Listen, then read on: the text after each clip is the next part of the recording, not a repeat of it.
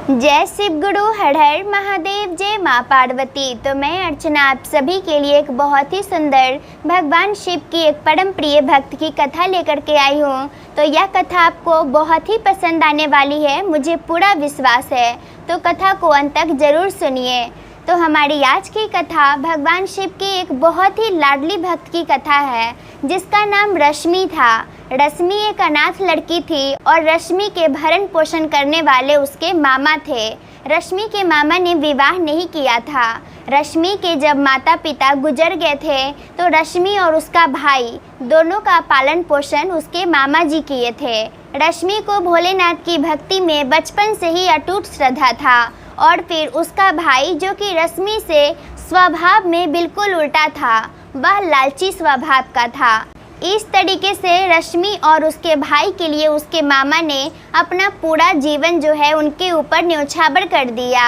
और फिर जब दोनों बड़े हो गए, रश्मि छोटी बहन थी और उसका भाई जो था वो उससे उम्र में बड़ा था।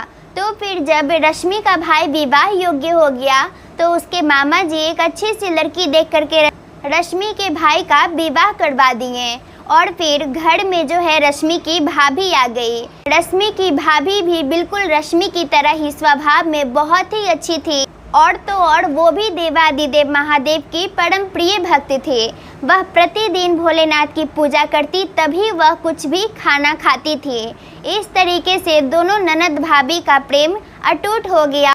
रश्मि अपनी भाभी में अपनी माँ को ढूंढ लेती है और फिर अपनी माँ की तरह ही अपनी भाभी को प्रेम करती है। और फिर उसकी भाभी भी बहुत ही अच्छी होती है, हमेशा रश्मि का हर चीज़ का ध्यान रखा करती थी और फिर उसे ज़्यादा काम भी नहीं करने देती, सारा काम रश्मि की भाभी ही किया करती थी।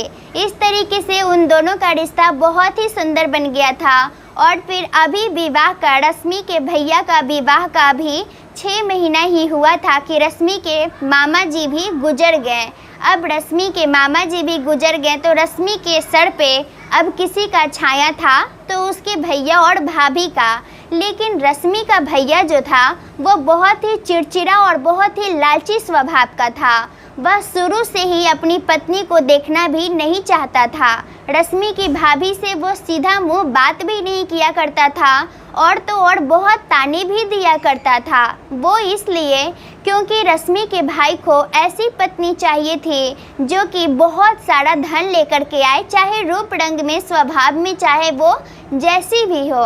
लेकिन रश्मि के भाई का वैसी लड़की से तो विवाह हुआ ही नहीं, इसलिए वो हमेशा अपनी पत्नी पे गुस्सा ही दिखाता रहता था। लेकिन फिर भी रश्मि की भाभी रश्मि के भाई का सभी बातों को नज़रअंदाज कर दिया करती थी। लेकिन रश्मि का भाई का बर्ताव धीरे धीरे जो है वो खराब होता ही गया रश्मि के भाभी के प्रति। अब ये सब देख करके रश्मि को बिल्कुल भी अच्छा नहीं लगता था कि मेरी इतनी अच्छी भाभी है और मेरा भैया जो है वो हमेशा मेरी भाभी को बिना गलती के हमेशा कुछ न कुछ सुनाता ही रहता है। लेकिन वह अपने भाई को कुछ बोल भी नहीं सकती थी, क्योंकि अगर वो बोलने जाती तो उसे भी डांट पड़ता।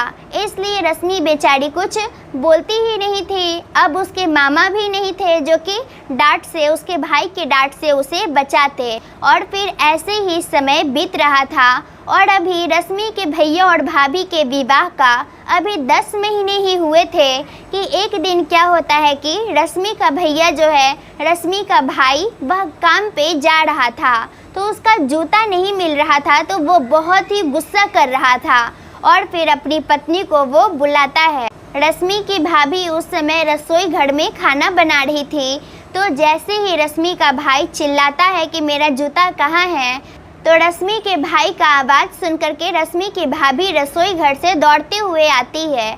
और फिर जब उसे पता चलता है कि रश्मि का भाई अपना जूता ढूंढ रहा है तो वो देखने लगती है इधर उधर। रश्मि की भाभी जल्दी जल्दी में कि उसके पति को काम पर जाने में लेट हो रहा है, देर हो रहा है, इसलिए वो हड़बड़ी में जो है इधर उधर ढूंढने लगती है।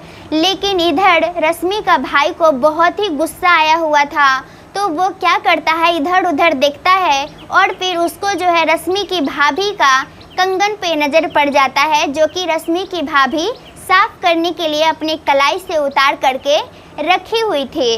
तो उसे जैसे ही वो देखता है तो फिर उस कंगन को उठा करके वो फेंक देता है छज्जा पे। और फिर रश्मि के भाई का जूता जब मिल जाता है तो वह जूता अपना पहन करके चला जाता है। इधर रश्मि की भाभी सारा काम अपना निपटा करके जब कंगन ढूंढने जाती है तो पूरे घर में वह ढूंढ लेती है, लेकिन कहीं से कंगन उन्हें दिखाई देता ही नहीं है। अब ये देख कर के रश्मि की भाभी बहुत ही परेशान हो जाती है और फिर वह रश्मि को बोलती है कि रश्मि तू जरा ढूंढ, मुझे तो नहीं मिल रहा है, मैं पूरा घर में देख ली। तो फिर रश्मि जब देखती है कि उसकी भाभी इतना परेशान है तो रश्मि भी अपने पूरे घर में इधर उधर जहाँ जहाँ वो ढूंढ सकती थी वहाँ वहाँ जा कर के वो ढूंढने लगती है, अपनी भाभी की मदद करने लगती है उस कंगन को ढूंढने में। फिर रश्मि और रश्मि की भाभी जब कंगन को ढूंढते ढूंढते थक जाते हैं तो रश्मि की भाभी रश्मि को बोलती है कि वो कंगन कोई मामूली कंगन नहीं था, वो बहुत ही मेरे लिए खास कंगन था, इसलिए उसे ढूंढना बहुत ही ज़रूरी है। लेकिन वो बताती नहीं है रश्मि को कि आखिर क्या खास बात थी उस कंगन में, और ना ही रश्मि पूछती है अपनी भाभी से। इस तरीके से शाम हो जाता है और फिर जब शाम को रश्मि का भाई आता है तो रश्मि जैसे ही अपने भैया को देखती है तो वो देखते ही रह जाती है और फिर वह जोर से चिल्लाती है, अपने भाभी को बुलाती है। उसकी भाभी भी जब इतना जोर से आवाज़ सुनती है रश्मि का तो दौड़ते हुए आती है। अब वो भी जो देखती है वो देखते रह जाती है। रश्मि और रश्मि की भाभी क्या देखते हैं कि रश्मि का भाई जो है वो दूसरा विवाह कर लिया है। अब ये देख करके रश्मि बहुत ही परेशान हो जाती है और उसकी भाभी भी, पर वो दोनों को समझ में नहीं आता है कि आखिर वो बोले तो बोले क्या। रश्मि की भाभी पहले से ही जानती थी कि रश्मि का भाई उसे देखना भी नहीं चाहता है और फिर रश्मि भी इस बात को अच्छे से जानती थी। यही सब सोच करके ना तो कुछ रश्मि बोल पाती है और ना ही रश्मि की भाभी। रश्मि की भाभी तो देखती है तो बस एक जगह खड़ी ही रह जाती है और उनकी आंखों में अपने आप ही आंसू आ जाता है। पर ये देखकर भी रश्मि के भाई को बिल्कुल भी अपनी पत्नी पे, अपनी पहली पत्नी पे रहम नहीं आता है, दया नहीं आता है और वो बहुत ही निर्दयी होकर के अपनी बड़ी पत्नी को, रश्मि की भाभी को बोल देता है, आज से और अभी से यही मेरी पत्नी है और तुम्हारे लिए मेरे घर में कोई जगह नहीं है, इसलिए हमारे घर को छोड़ करके तुम चली जाओ। ये सुनकर के रश्मि बहुत ही रोने लगती है और अपने भैया के पैरों पे गिर जाती है और बोलती है, भैया अगर तुम्हें इन्हें अपनी पत्नी बना करके रखना है तो रखो, लेकिन मेरी भाभी को इस घर से मत भगाओ। बेचारी रश्मि अपने कसाई भाई को बोलती है कि भैया आखिर तुम ही सोचो कि भाभी हमारे घर को छोड़ करके कहाँ जाएगी। तो उसका भाई बोलता है, मुझे नहीं पता कहाँ जाएगी, लेकिन इस घर में नहीं रहेगी। और फिर इतना बोल करके रश्मि का भाई अपनी नई पत्नी के साथ घर के अंदर चला जाता है और फिर वहीं द्वार पे खड़ी ही रह जाती है रश्मि की भाभी और रश्मि अपने द्वार पे बैठ करके रोती रहती है। तो रश्मि की भाभी उसे समझाती है कि तुम चिंता मत करो, तुम्हें क्यों रोना आ रहा है, मैं जा रही हूँ, और दूसरी बात कि तुम्हारी भाभी तो आ गई है ना, फिर तुम क्यों परेशान हो रही हो। तो रश्मि बोलती है कि नहीं भाभी, मुझे कोई और नहीं चाहिए, मुझे तो बस भाभी के रूप में आप ही चाहिए, क्योंकि मैं आपको भाभी नहीं अपनी माँ मानती हूँ। और फिर इस तरीके से रश्मि अपने भाभी के गले लग करके रोने लगती है। अब रश्मि जब रोने लगती है तो चुप होने का नाम ही नहीं ले रही थी, तो उसकी भाभी उसे बहुत समझाती है और बोलती है कि मुझे इस घर से अब जाना ही होगा। और फिर रश्मि के ना चाहते हुए भी, और फिर रश्मि की भाभी भी नहीं चाहती थी कि वो घर छोड़ करके, अपना ही घर छोड़ करके वो जाए, लेकिन रश्मि के भाई के कहने पर रश्मि की भाभी अपना ही घर छोड़ करके चली जाती हैं और फिर इधर रश्मि अकेला रह जाती है। रश्मि को इधर इतना दुख होने लगता है जिसका वो कभी सपने में भी नहीं सोची थी। रश्मि की नई भाभी रश्मि से खाना खाने के लिए पूछने का तो दूर का बात है, उसके लिए रसोई घर में खाना भी नहीं छोड़ती थी। रश्मि जब अपनी नई भाभी का ये सब बर्ताव देखती है तो वो अपनी भाभी को, अपनी बड़ी भाभी को याद करती है और बहुत ही रोती है। इस तरीके से रश्मि को इतना दुख सहते हुए अपना दिन काटना पड़ता है। लेकिन एक दिन रश्मि का सब्र का बांध टूट ही जाता है और रश्मि ये निर्णय लेती है, ये फैसला कर लेती है कि अब वो भी इस घर में नहीं रहेगी। चाहे वो कहीं जा कर के मर ही क्यों न जाए, चाहे वो कहीं जंगल में चली जाए, चाहे नदी में कूदकर अपना जान दे दे, लेकिन अब इस घर में वो नहीं रहेगी। और फिर ऐसा ही सोच करके वो जा रही थी, घर से बाहर निकल रही थी, तभी वह छज्जे के सामने जैसे ही आई तो छज्जे पर से एक कंगन नीचे गिरा। वो कंगन जैसे ही रश्मि के ऊपर गिरा तो रश्मि उस कंगन को देखते ही पहचान ली कि अरे ये कंगन तो मेरी भाभी का है, जिसे वो बोल रही थी कि ये कंगन बहुत ही खास है उनके लिए, और फिर ये कंगन के लिए वो कितना परेशान हुई थी। तो वो सोची कि एक कंगन नीचे गिरा है तो दूसरा कंगन भी छज्जा पर ही होगा, और फिर ऐसा सोच करके वो दूसरा कंगन भी छज्जा पर से उतार लेती है। रश्मि अपनी भाभी के दोनों कंगन को पा करके बहुत ही खुश भी होती है और बहुत रोती भी है। वो इसलिए खुश होती है कि इस कंगन के लिए मेरी भाभी कितना परेशान थी, और वो इसलिए रोती है क्योंकि आज वो कंगन तो मिल गया था, लेकिन उसको पहनने वाली उसकी भाभी उसके पास नहीं थी। यही सब सोच करके रश्मि भोलेनाथ को याद करती है और बोलती है कि हे भोलेनाथ, आपकी कैसी लीला है, आज ये कंगन तो मेरे पास है लेकिन मेरी भाभी को तूने मुझसे अलग कर दिया। यही सब सोच करके बेचारी रश्मि रोती ही जा रही थी और अपनी भाभी का दोनों कंगन अपने हाथ में रखी हुई थी, और वो यही सोचती है काश कि मैं एक बार अपनी भाभी से मिल पाती। और जैसे ही रश्मि ऐसा सोचती है तो वो अपने घर से तो गायब हो जाती है, और फिर एक जंगल में उसकी भाभी गई थी, उसी जंगल में अपनी भाभी के सामने वो प्रकट हो जाती है। और जिस जगह पे अचानक से रश्मि चली गई थी अपनी भाभी के सामने, अपनी भाभी को देखती है तो वो बहुत ही खुश हो जाती है। और तो और रश्मि बहुत हैरान भी होती है। वो सोचती है कि मैं तो ये सब अपने घर पर बैठ कर के सोच रही थी, अपने घर में थी, फिर अचानक से ये जंगल मुझे कहाँ से दिख रहा है और भाभी कहाँ से मुझे दिख रही है। लेकिन रश्मि अपनी भाभी को देखते ही सारी बातें भूल जाती है और अपनी भाभी में जा कर के लिपट जाती है और भाभी से गले मिल कर के खूब रोने लगती है। उसकी भाभी जैसे ही अचानक से रश्मि को देखती है तो उसकी भाभी सब समझ जाती है कि आखिर उसकी ननद, आखिर रश्मि जो है वहाँ अचानक से कैसे आ गई। और फिर वो रश्मि को चुप करवाती है और रश्मि को सारी बात बताती है कि वो आखिर कंगन के लिए क्यों परेशान हुई थी, क्यों वो कंगन उनके लिए इतना खास था।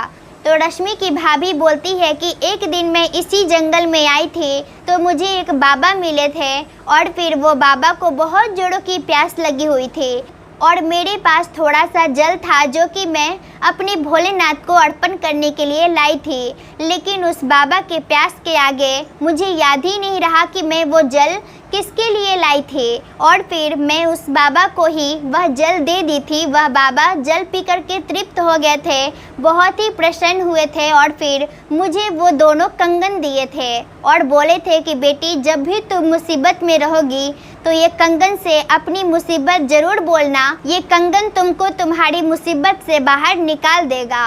और फिर इसलिए ही ये कंगन मेरे लिए खास था, लेकिन ये कंगन तो मेरा साथ छोड़ दिया था, ये कंगन तो कहीं भूल गया था। और इतना बोल करके रश्मि की भाभी बोलती है कि जब तक ये कंगन मेरे पास रहा तब तक तो मेरे ऊपर कोई मुसीबत नहीं आया, लेकिन जैसे ही ये कंगन भूल गया, मेरा साथ ये कंगन छोड़ दिया, वैसे ही मेरे ऊपर इतना बड़ी मुसीबत आ गई। तुम्हारे भैया ने दूसरी विवाह करके मुझे अपने ही घर से बाहर निकाल दिया। मैं तो इस जंगल में मरने के लिए ही आई थी और इधर उधर भटक रही थी कि फिर से मुझे वही बाबा मिले।